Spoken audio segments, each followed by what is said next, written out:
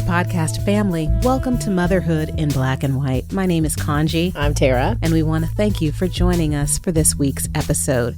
Before we jump in and dive into a discussion on finding joy in our journey, the motherhood journey, I wanted to take a couple of minutes just to check in.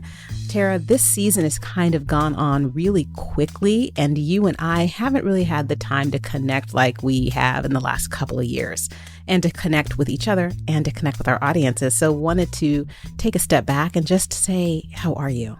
I'm doing great. How are you? I'm good. So tell us of some of the things that are going on with you. We know that you graduated in December of 2021. Correct. You got your MBA. Yes. You got a promotion at your job. In January 22. That's right. Okay. And what else has been going on with you? Oh, a lot of work, a lot of momming, a lot of kid stuff. But very cool story that you'll enjoy. Obviously, I actually just recently traveled sort of for the first time, business travel last week. Was this your first business trip since COVID? COVID, yes. So in 2 years, this was your first business trip? Yes, it's my first business trip in 2 years. And where did you go? Went to Orlando for a big conference for a banking vendor, a big technology banking vendor. The one we typically would go, and we just hadn't been in a few years. And so we went to that in Orlando, and we had a really good time.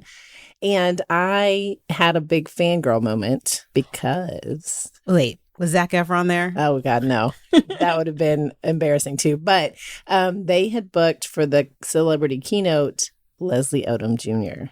Oh, my goodness. I know. And we know what a huge Hamilton fan you are.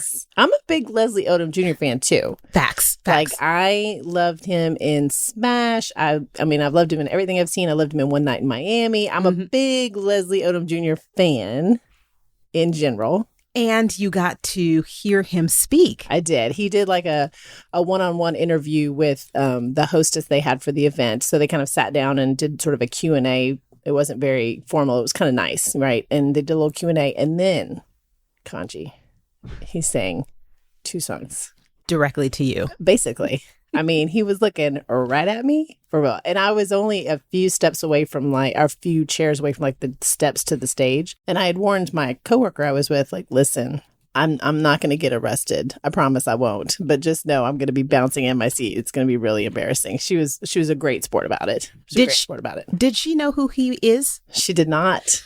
And I'm wondering why Leslie Odom Jr., because when you think about banking and vendors, that doesn't necessarily scream to me Hamilton fans or right. Leslie Odom Jr. fans, stands or anything like that. Is that true? It is true. There were other people there that knew who he was and were some Hamilton fans, but I definitely felt like there was fewer of us that knew who he was and knew about Hamilton and were really into it than most of the crowd. Absolutely.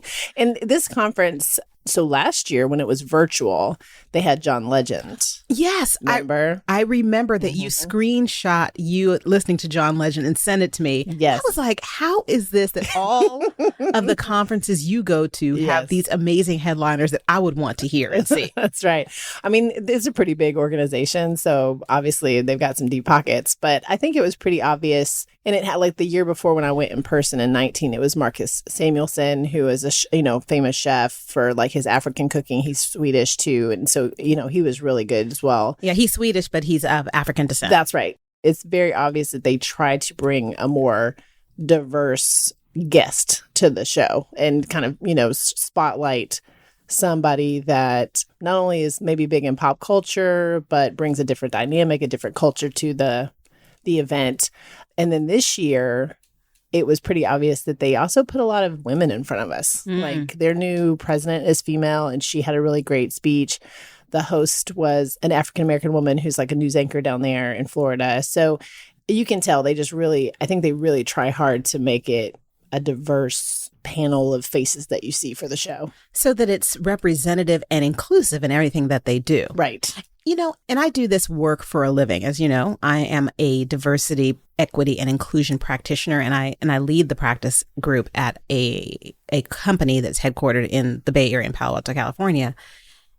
And a lot of what I do, I said, you know what, we just have to be intentional. Right. We really have to start to intentionally look and see like who we're hiring, who we're promoting, and start to see if we can identify any blind spots that may be preventing either women or people of color or people from marginalized communities from advancing at the rates that historically, traditionally, white males have been advancing in companies in America. And I often say this, and this is a shout out to Leslie Odom Jr. and Lin-Manuel Miranda.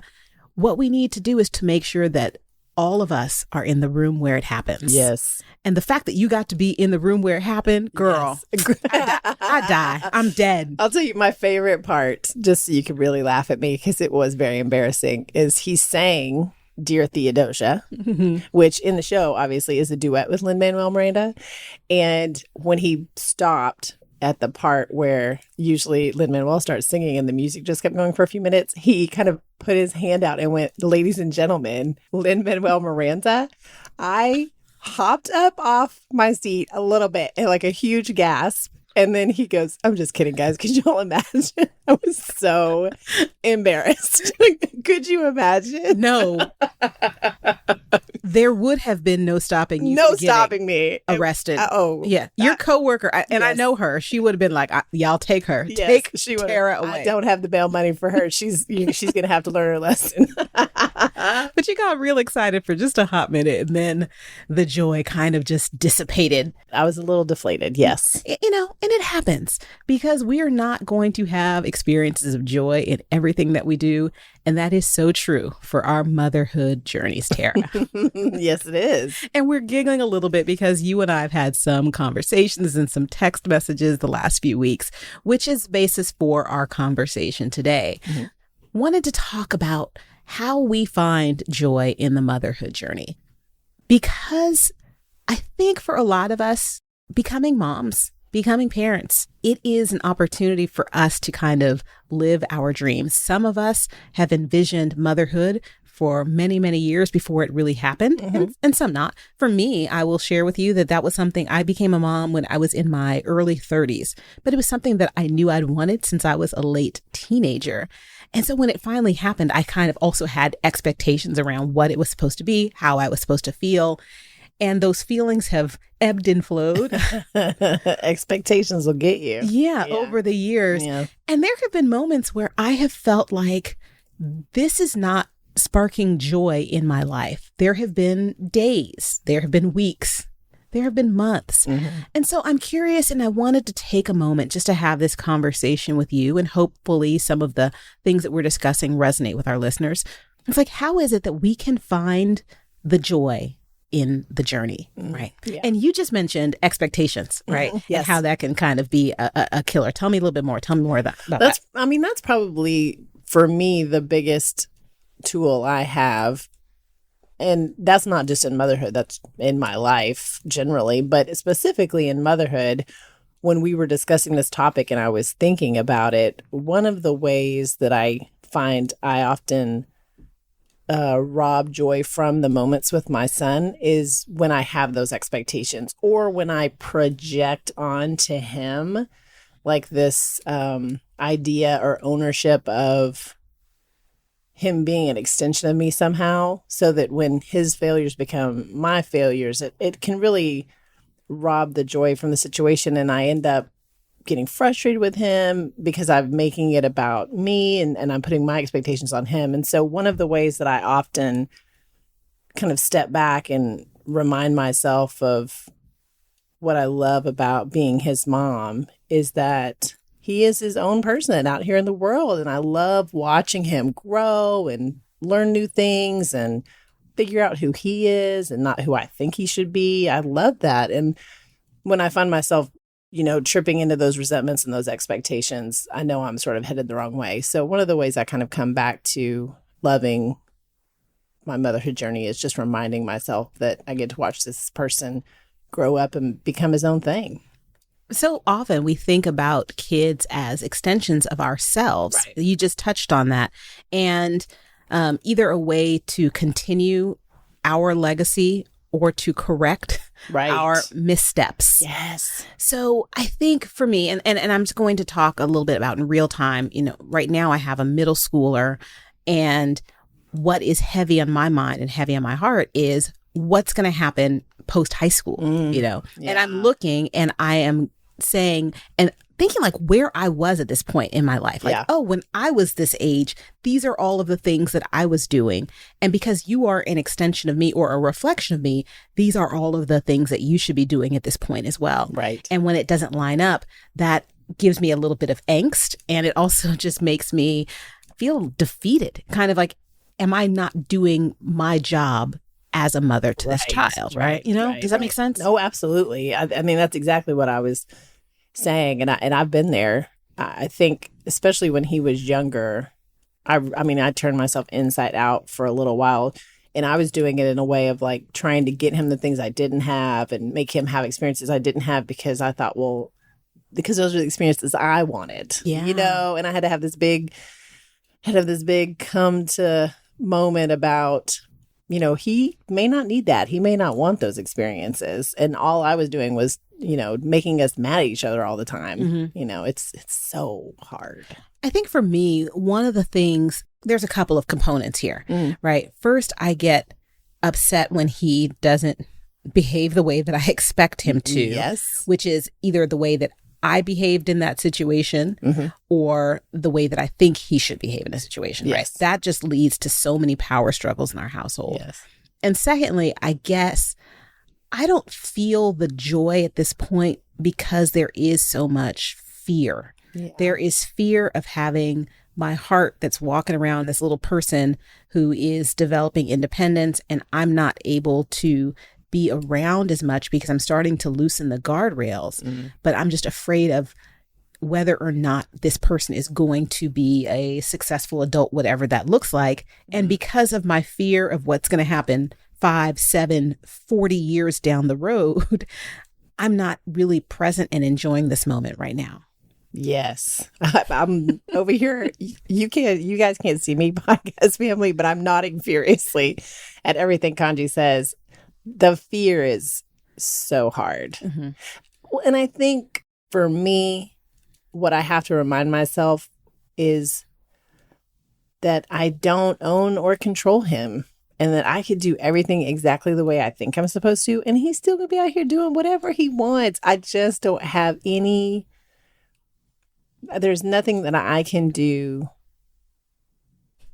to really affect the choices he's going to make in the world. Now, can I answer questions and provide him with information? Absolutely. I can talk to him blue in the face about what the good choices are, and he's still going to go out there and could possibly make some bad ones. You know what I mean? Yeah. So I think sometimes I just have to remind myself, especially when I get really caught, because I'm sure you have experiences like that. And I think middle school is like a big morass of fear. There's just so much going on at this age. Yeah. That I have to just continually remind myself, like, I survived a lot worse. He's got to make these choices for himself. It's the only way he's going to grow. I'm not in charge of that. It's hard. Yeah. And for me, like, I'm thinking, I'm trying to set this child up for success, but it's what I think it looks like. And again, it might look like this traditional, you go to college for 4 years, you go in and get this type of job, you get married, you have X amount of children. This is what I want for you. And if this doesn't happen to you, you're going to be miserable. This is the only path to happiness, sir. And I'm trying to say, but it also might not be the case. But what that means is there's a lot of retraining of my brain that has to happen, right? Yes. And like for me, I have to start to say like, oh, it may be okay if he doesn't go to XYZ college. It may be okay if he doesn't make these same choices that I made or the choices that I would like for him to make. Yes. And that's where I'm having a real hard time, Tara. Right now? Oh, yeah. Yeah. I can see that. I think you and I have had some of these conversations before, and I know you struggle with that because you definitely have in your mind a certain path that makes sense for him. And I'm and he is not on it currently. You are so gentle with my feelings. I love it. I think it's pretty normal. You say, because you just did it, girl. You really need to just let that go, is what you want to say. I really do, but I know you can't tell somebody that. But you could. I mean, I could, but it won't make you do it. Because that's what we need. Like, so so many times we kind of surround ourselves with people who say exactly what we want them to. But there is such beauty in having a friend, which is one of the things I love most about you, who will just look and say, nah, girl. Nah, girl. It's like you can surround yourself with all the hype men and yes people, but at some point you really just need someone to look you in the face and say, no. You're just not in charge, Kaanji. Sorry. That is not his path. It's not. It's not. It's like, that is not his destiny, child. You see what I did there? Yeah, I do. I do see what you did there. I always love a good Beyonce reference. Yeah. Well, as you know, like I am an emotional intelligence practitioner. And for the last couple of weeks at work, one of the things I've been doing is performing these leadership surveys on emotional intelligence with people in the workplace. And for parents, I think it's also a really good tool, maybe if you have the opportunity to kind of check in and take some sort of emotional intelligence assessment, if in the workplace or even with people in your life, in your community. But what was interesting is I was giving these results to a couple of leaders at my organization, and I had to remind them, I said, emotional intelligence, and when we do these survey results, you are being rated and reviewed by people who are your direct reports or your peers and people that you work with every single day. What that tells you is not how emotionally intelligent you are, how empathetic you are, how understanding and self-aware. But what it is, it's how they perceive you to be in certain circumstances. Yes. And every time I was at work and giving they were like, well, I don't understand. What do you mean? I said, okay, here it is right here. Let me just explain to y'all.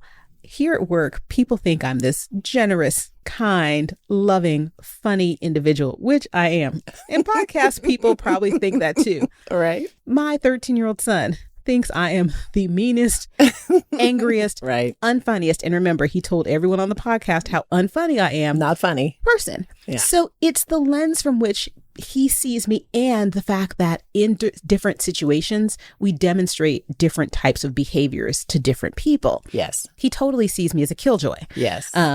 Which is sad because I said to my husband, I was like, I really wish that he could see the fun me. I really wish he could have seen, Kaanji circa 2002.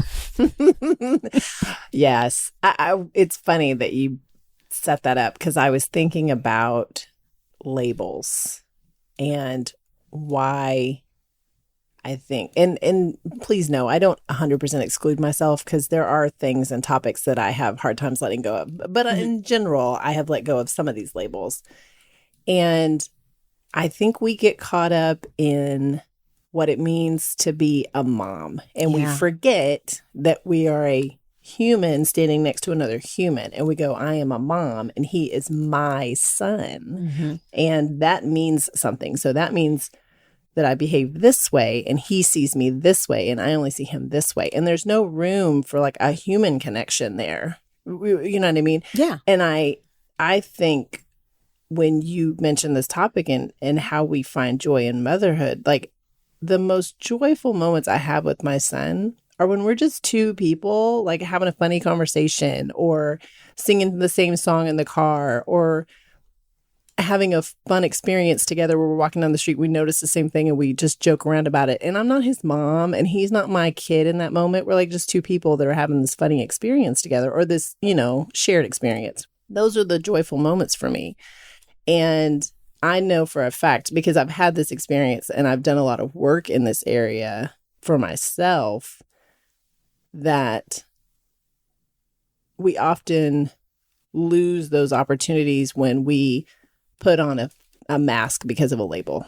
And we go, oh, well, I'm his mom, so this is how we act together, as opposed to like, we're just two people having a fun experience. You know what I mean? Yeah, that's actually really, really good. And it's a chance for us to remember, like, so many times when I'm around other moms, we talk about how happy we are when we're not around our kids. Right. And it's just like, it's like mom's night out, girls night out, or time away from our family. And there's this. We like compartmentalize this personality to only have it when we're away from these people. Yeah. Like, why can't we be whole? Well, And I think one of the reasons is because when we are around our children and our partners, sometimes that is what the identity that leads first, Yes, right? So right. like when we're by ourselves, we can be Kaanji, we can be Tara, we can be whatever. But when we're in these situations with your partner, it's I'm Roman's mom, I'm Joe's wife. And because of the roles, I think the traditional roles that I know that I'm a part of in that system, in that space, I tend to be the supporter. And when Kaanji's by herself, then Kaanji can get supported. Yeah. Does that make sense? It does make sense. Yeah. Yes. And it's like, I think for so often, like when we're in situations with our partners, our kids, or even our parents, if we're in that caregiving situation, and sometimes even friends, we're so worried about how other people are feeling and reacting and being that soft space for them to land that we don't get the opportunity to do that. So I think for me, that's one of the reasons why I kind of like to step back and disconnect and be in a situation where I don't have to worry about that. And that's not my identity, because I can then just be wild and out, right? If I need to. No, I get that too.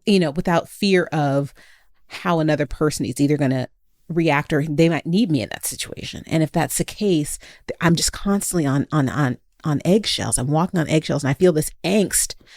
And I don't feel that joy in those moments, because I'm just occupied with a sense of worry and concern. And so what you said, Tara, makes all the sense in the world to me. I'm just like wondering, like, how do we put that into practice? Right. How do we make this happen? Right. Because it's a good idea, but what do we do? For me, when I work on this, and it is something that I work on pretty regularly, and it's a tool that I learned through, just years of some therapy and recovery work. But I get very specific about the label and the expectation. Like I have a written exercise I do where, I'm feeling resentful, or I'm feeling fearful, or I'm feeling anxious. What is that about? And it's often, and then I have I may even see if I can find this where we can share it with you guys. There's several different categories I look at it, which is from a sex standpoint, I'm anxious because I believe a real woman only supports her spouse and doesn't ask for support back. So could I let that go? Could I let go of that expectation? Or I'm, angry because a child is supposed to respect their parents at all times, and I'm not getting that respect. Well, obviously that's an expectation I have, and now I have this resentment, and that's not real. So I get very specific about what the label is that I'm feeling about and what expectation I've assigned to that label. And then once I take that, I make it opposite, and then I can find the fear related to that. So, if my expectation is a child is supposed to respect their parent, then my fear is that I'm not going to be respected. Right. Yeah. And so can I get honest about what that fear is? And if that's how I feel, what do I think is going to happen if that's true? And is it true? So I'm getting real into the weeds here, guys. So I love it. I should have gotten my psychology degree at some point. But that's where I start the exercise, right? You have to acknowledge the label, acknowledge the expectation, acknowledge if that's true or false, and really dig into what that fear is about. And if you can get real about that, I can often find that I can unwind myself from those moments. And it takes some practice, but eventually, now I can kind of get into it where I'm like, I think I'm supposed to act a certain way right now because of this, but that's not true. And I'll just kind of let that go. That's genius. That's great. And your advice is such a gift, and it's free. I love it.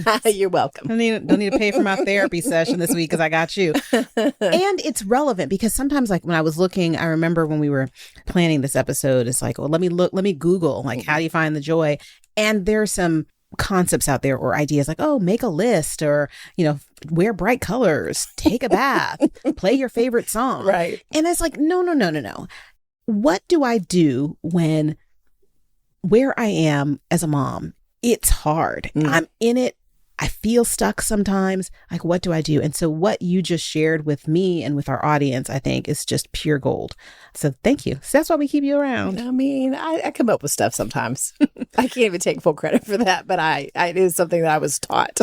Well, and if you decide to go back to school, which you probably will, because you're going to be like, what do I do now? At some point. I'm very listless right now and wandering. Well, you know me, I am forever getting certifications. Right. I didn't tell you. You didn't? I got another one. Oh, no. Just this week. What is it? So in addition to doing, a lot of the corporate philanthropy work and the DEI work that I do, I'm still an active attorney. I renewed my license for another year. Of course. Yes. Never let go of that. I know. That costs a lot of money. So keep it going. That piece of paper was is worth the coin. That is the most expensive receipt ever. Right. No. So I'm doing a lot of this work and I'm still doing consulting. But I said, well, you know what? There is such an interplay. There is just this correlation between like diversity and inclusion work and well-being. And so I actually just got certified as a corporate well-being specialist. You did? I know, right? That's kind of brilliant for you. Thank you. It completely makes sense. Well, because we talk about like organizational culture and how can you develop cultures and what does this well-being practice look like? Yeah. And how can we kind of like bring these programs in when we're looking at diversity and inclusion? A lot of it is changing mindsets and behavior. Yeah. And so much of that is around resilience. And I think that there's just this huge compatibility between these programs. Yeah, and so, absolutely. I think too, what I love about that is I think people think culture sometimes and they get really into the perks and they don't think about, supporting a whole human is such a huge part of a good workplace culture. Yeah. So I love that for you. And I'm sure that you're brilliant at it, obviously. Well, we'll see. I'm sure you did it in half the time that you're supposed to take, right? They said it's going to take 6 weeks. And Kaanji said, how about 3 days? Because that's how you do. I know. They were like, you got to do all these modules and we'll give you 90 days. I was like, I'm done. I'm just going to do it over the weekend because I didn't have any puzzle. I was done with all the Wordles. Yeah. I was like, I'm done. Yeah. Oh, so before we sign off, we have the Wordle, we have Quordle. Yes. And my kid has found this whole group of things. There's Global, where you kind of like find the country on the map. Oh, no. That's Worldle. So I do that one. You do? Worldle, where they show you like a country and you have to guess what country it is. No, this one's a little different. Yeah, okay. It's like you guess a country and then it shows you how close you are to it on the map. Oh, so maybe there's another. It sounds very similar, but the one I've done like that is called Worldle. There's so many of them. And have you done Hurdle? No. Where you listen to snippets of a song and you have so many snippets to guess it. Like name that tune? Mm-hmm. But you get like 3 seconds. And then if you don't get it in that first one, you get the next 3 seconds. And then finally you try to get it before like 6 times. Yeah, it's hard. Oh, I can't wait. I'll have to send you that one because I know you'd be good at it. And then there's Framed, where you have to guess the movie in snippet frame images. There's a bunch of them out there. Yeah. I don't have time for that many. I'm looking at you all kinds of sideways. Like, how do you have the time? I don't do those. I do Wordle. And I do Quordle about once a week. I don't have time for it every day. And I've dabbled in those others, but I don't play them every day. Yeah. I just see them out there. Because time is, who knows how we are able to do the things we do. There is this saying that if you want something done, give it to a woman. If you want something done well and right, give it to a busy woman. Yes, ma'am. So that's why we give you all the things, Tara. And we know that time, it's limited and it is our greatest resource. And the time that we spend with our families does and can and should continue to spark joy in us. And there are times when it may not, and that's okay. Because at the end of the day, at the end of it all, there is joy just being a part of the journey and being mindful to be as present as possible. So I thank you, Tara, for the tips that you gave us. And podcast family, I thank you for taking the time, not playing Wordle, but listening to Tara and I have a conversation about this aspect of our motherhood journey. As always, we appreciate you taking the time to tune in. You may have heard earlier Kaanji reference an episode where Roman said she wasn't funny. And if you haven't heard that one, you got to go back. All of our podcast episodes are on your favorite listening platforms. Make sure you follow us so you don't miss any new ones. We're kind of going fast and furious this season and just having some fun conversations with Kaanji and I right now. But we promise we've got some upcoming guests and some topics that you're going to love. So make sure you don't miss one. If you have a minute, if you can rate and review us, we love to read those too. Sounds good, Tara, and we'll do. And with that, podcast family, we are going to sign off this week. We will be back next week with another new episode this season. Guard your health, mental, physical, and spiritual. Take good care, podcast fam.